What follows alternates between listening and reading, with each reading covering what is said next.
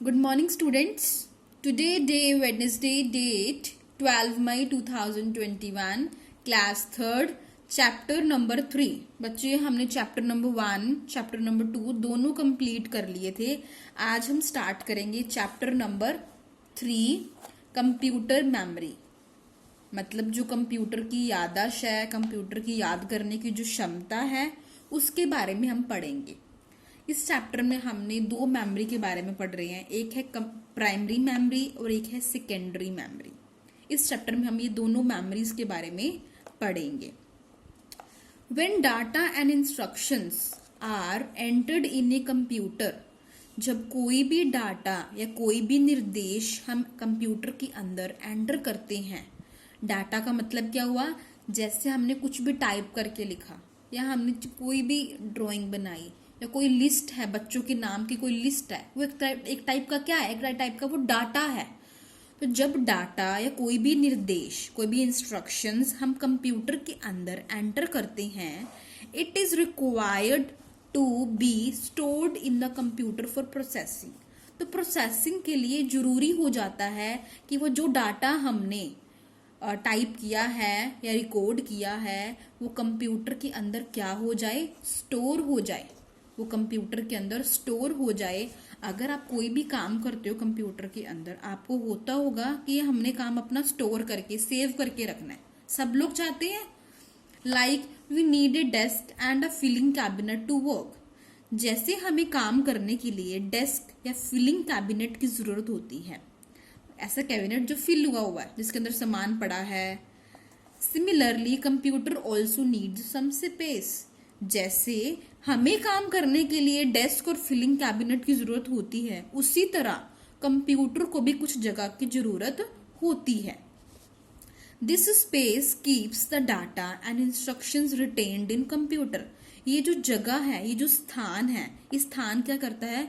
Computer में कोई भी डाटा या इंस्ट्रक्शंस को क्या करता है? बनाए रखता है. ठीक है. इसी स्पेस को हम क्या बोलते हैं? मेमोरी बोलते हैं. It stores data and instructional temporarily and permanently. जो भी ये डाटा या इंस्ट्रक्शन अपने अंदर स्टोर करके रखता है, सेव करके रखता है, एक कच्चे तरीके से और एक पक्के तरीके से. दो तरह से हम डाटा को स्टोर करते हैं, कच्चे तरीके से और एक पक्के तरीके से. Computer uses different storage devices to store data and instruction. जो कंप्यूटर है वो अलग अलग विभिन्न तरह के स्टोरेज डिवाइसेस को यूज करता है डाटा को स्टोर करने के लिए, इंस्ट्रक्शंस को स्टोर करने के लिए. डाटा और इंस्ट्रक्शंस को स्टोर करने के लिए जो कंप्यूटर है अलग अलग तरह के स्टोरेज डिवाइसेस यूज करता है. ठीक है. नेक्स्ट देखिए, Precisely, we can say that memory is responsible for the storage of input, intermediate result of processing and input. कहती हैं कंप्यूटर की जो डाटा है, ये कंप्यूटर का जो भी इंस्ट्रक्शंस हैं, वो तो कंप्यूटर अलग अलग तरीके से अपने अंदर सेव करने के लिए स्टोरेज डिवाइसेस ढूंढता है. हम कह सकते हैं कि मेमोरी जो प्रोसेसिंग है, मेमोरी जो प्रोसेस होती है, कहने का मतलब जब किसी भी कंप्यूटर में कोई भी मेमोरी प्रोसेस होती है या आउटपुट निकलता है या इनपुट, जो भी परिणाम निकलता है, वो जिम्मेदार कौन होता है? कंप्यूटर जिम्मेदार होता है. कहते हैं we can say that memory responsible होती है. किसके लिए? स्टोरेज के लिए. इनपुट का मतलब क्या? एग्जाम्पल देती हूँ. जैसे हमने कुछ कैलकुलेट करना है, हमने सम डाला, हमने टाइप किया कि हमें ये सम सॉल्व करना है, तो वो क्या हुआ? इनपुट. अगर वो अंदर सॉल्व कर रहे हैं, कंप्यूटर सॉल्व कर रहा है, इट मीन्स प्रोसेसिंग चल रही है.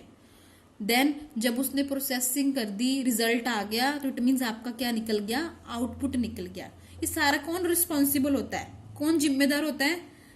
मेमोरी जिम्मेदार होती है. मेमोरी ही अंदर प्रोसेसिंग करती है, फिर आपको उसके बाद रिजल्ट, आउटपुट जो भी है आपको शो होता है. दो तरह की मेमोरी होती है. एक प्राइमरी, जिसे हम मेन मुख्य जिसे बोलते हैं, मेन मेमोरी होती है. एक होती है सेकेंडरी मेमोरी, दूसरे दर्जे की मेमोरी. एक होती मेन और दूसरी होती है. पहली होती है एक जो मेन होती है, एक दूसरी होती है. सबसे पहले प्राइमरी मेमोरी के बारे में पढ़ेंगे. Primary memory is just like a table और desk where we temporary open books और copies file etcetera to work upon. कहते हैं जो प्राइमरी मेमोरी होती है एक टेबल या डेस्क की तरह होती है, जहां हम अपना काम करने के लिए किसी भी रूप में बुक, कॉपी, फाइल आदि खोल सकते हैं, है ना।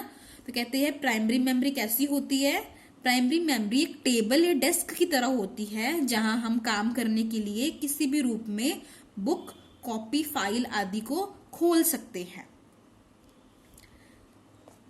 अगर आपके पास कोई टेबल और कोई डेस्क नहीं है, if there is no desk और टेबल, अगर आपके पास कोई डेस्क और कोई टेबल नहीं है तो क्या है, तो ये जो सारा काम है then it is very difficult to study. तो आपके लिए डिफिकल्ट हो जाता है स्टडी करना, क्योंकि अगर आप बेड पे बैठ के काम करते हो, लर्न करते हो, कुछ पढ़ाई करते हो, थोड़ी देर बाद आपकी कमर नीचे होने लग जाती है ना आपकी कमर। तो कहते हैं जब भी हमें पढ़ाई करनी चाहिए हमें चेयर पे बैठ के टेबल के ऊपर बुक्स रख के पढ़ाई करनी चाहिए। अगर हम बेड पे बैठ के या किसी और पोजीशन में बैठ के काम कर रहे होते हैं तो कहते हैं उतनी अच्छे तरीके से लर्न नहीं होता, उतने अच्छे तरीके से हम काम कर नहीं पाते। तो कहते हैं अगर टेबल पे बैठ के चेयर पे बैठ के टेबल सामने आपने रखा हुआ है तो आपकी कमर भी बिल्कुल सीधी रहेगी और आप काम भी अच्छे तरीके से कर सकते हो। वैसे ही कहते हैं if there is no desk और टेबल, अगर आपके पास डेस्क और टेबल नहीं है तो आपके लिए मुश्किल हो जाता है पढ़ना या ऑफिस के अंदर काम करना। ऑफिस के अंदर काम करना या आपके लिए पढ़ना क्या हो जाता है, मुश्किल हो जाता है। Similarly computer also need some temporary space to keep input. कहते हैं वैसे ही कंप्यूटर को भी जरूरत होती है कुछ टेम्पररी स्पेस की, ऐसी जगह की कंप्यूटर को भी जरूरत होती है ताकि वो अपना इनपुट है, उसका रिजल्ट है या आउटपुट रखने के लिए उसको एक जगह की जरूरत होती है। इंटरमीडिएट रिजल्ट एंड आउटपुट मतलब उसको कुछ भी इनपुट रखने के लिए, कोई भी काम या क्वेश्चंस रखने के लिए, उसका रिजल्ट के लिए कुछ ना कुछ उसको टेम्पररी जगह चाहिए होती है। Primary memory works on a desk और a table for the computer where it can keep और रिटेन डाटा एंड इंस्ट्रक्शंस। वो कहते हैं कि अगर इसी तरह कंप्यूटर में भी इनपुट या आउटपुट या प्रोसेस रखने के लिए कुछ जगह मिल जाए, जैसे कुछ जगह की क्या होती है, इनको जरूरत होती है, ठीक है। अगर उनको ऐसी जगह की जरूरत होती है, वैसे कंप्यूटर के लिए भी एक डेस्क और टेबल की जरूरत होती है। आप कंप्यूटर कहाँ रखते हो, डेस्क के ऊपर रखते हो, टेबल के ऊपर रखते हो। जैसे कि आपको भी पढ़ने के लिए डेस्क की जरूरत होती है, आपको भी पढ़ने के लिए एक टेबल की जरूरत होती है, वैसे ही कंप्यूटर को भी एक डेस्क या टेबल की जरूरत होती है। वेयर इट कैन कीप और रिटेन डाटा, जहाँ पे वो अपना डाटा रख सके और अपनी इंस्ट्रक्शंस को रख सके, उसको रिट्राइव कर सके, असेस कर सके जब भी उसकी जरूरत है।